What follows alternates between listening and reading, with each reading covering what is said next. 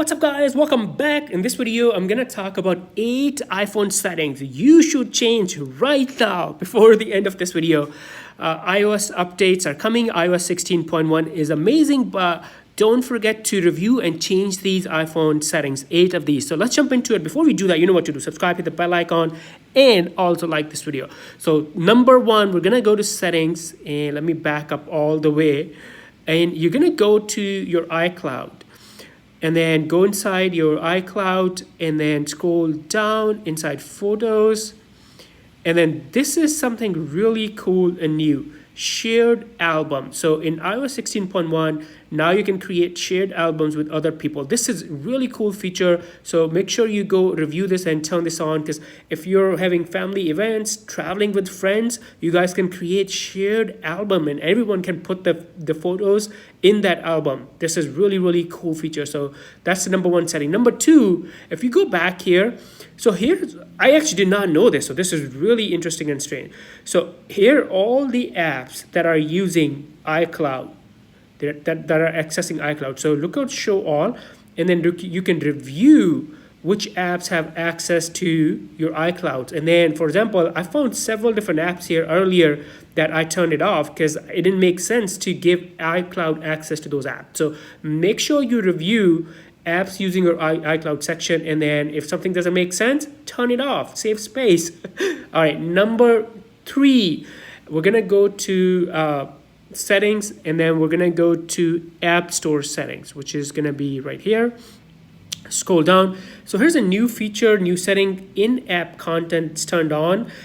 It basically is gonna run apps in the background to download content before you first launch them. So if you're using any games or different apps, in the background, the apps will get all the data and get ready for you when you launch the app. So this is, I think, really interesting. So make sure you turn this on. That's number 3 on my list. Number 4, we are gonna go to settings again, now accessibility and touch, and we're gonna talk about, scroll down, prevent lock to end call. So right now, if you're calling someone and if you accidentally hit this side button, guess what? It's gonna end the call.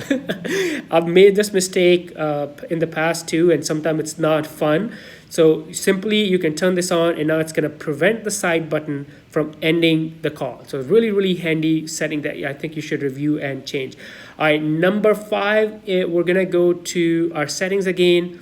This time inside general, and then software update. So you're probably like me and you have the automatic updates turned off, but there's a new thing in there that Apple has recently introduced, security responses and system files. So let me make sure you can see everything. So I recommend review this and turn this on, because then you can automatically install any security patches, security updates from Apple, even if you do not want to automatically install the iOS updates. And iOS updates are usually really big. Sometimes you have to empty up the space on your phone, right? So it makes sense to turn that off by default, but this is something that you can review and potentially change it. All right, number 6, we're gonna go back to settings, and this is really interesting. This is not a new, it's been there for a while, but I think you should definitely check this. So inside Safari, you're gonna go and scroll down to hide IP address, and then instead of off, turn it to from trackers. And now this will protect your information. So Safari can hide your IP address from known trackers. Really handy feature.